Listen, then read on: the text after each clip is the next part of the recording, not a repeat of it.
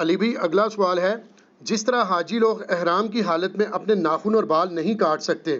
یہاں تک کہ قربانی نہ ہو جائے، کیا عید قربان کی قربانی کے لیے قربانی کرنے والے کا بھی یہی حکم ہے؟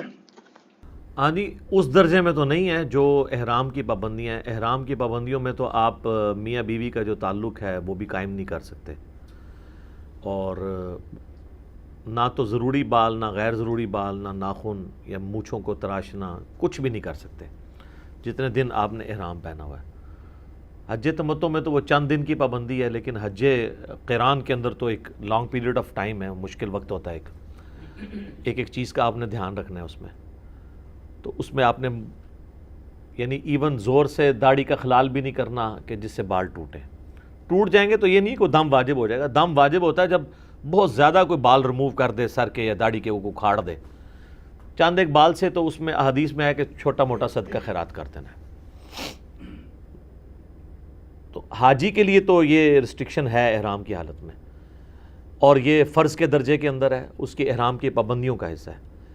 رہے عام عید قربان والے، تو اس کے بارے میں صحیح مسلم میں اوپر تلے کئی احادیث ہیں کہ نبی علیہ السلام نے فرمایا کہ جس کا قربانی کا ارادہ ہو اور ذوالحجہ کا چاند نظر آ جائے، اس وقت سے لے کے اس کا جانور قربان ہونے تک وہ اپنے جسم اور کھال سے کوئی چیز ریموو نہیں کر سکتا۔ اور مسلم شریف میں آگے حدیث میں پھر آپ علیہ السلام نے اس کو بریف کیا ہے کہ کھال سے ریموو کرنے سے مراد بال ہیں، جسم سے ریموو کرنے سے مراد ناخن ہے، نہ مونچھیں پست ہو سکتی ہیں، نہ شیو کوئی کر سکتا ہے، نہ داڑھی چھوٹی کروا سکتا ہے، نہ زیر ناف بالوں کو صاف کیا جا سکتا ہے۔ یہ ساری پابندیاں آپ نے کرنی، یہ سنت ہے۔ غیر حاجی کے لیے واجب نہیں، سنت ہے، اور وہ بھی اس کے لیے جو قربانی کر رہا ہے۔ تو ظاہر ہے قربانی جب وہ کر رہا ہے پورے گھر کی طرف سے، تو پورے گھر میں جتنے بالغ ہیں ان کو یہ پابندی سے گزرنا پڑے گا، ان کو یہ پابندی کرنی ہوگی۔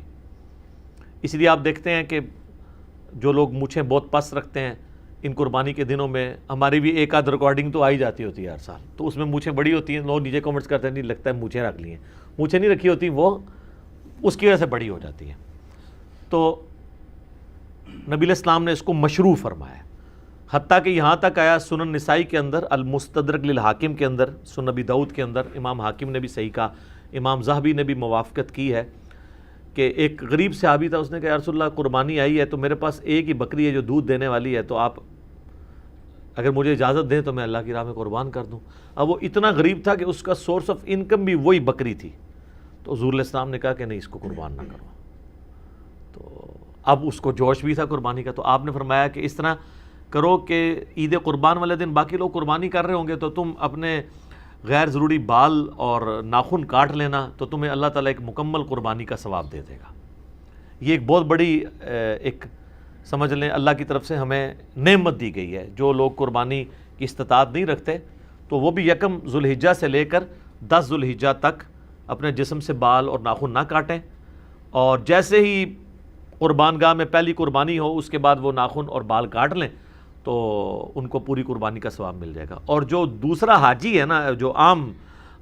قربان کرنے والا ہے، اس کا جب تک اپنا جانور قربان نہیں ہوتا وہ اپنے بال ریموو نہیں کر سکتا۔ اسی طریقے سے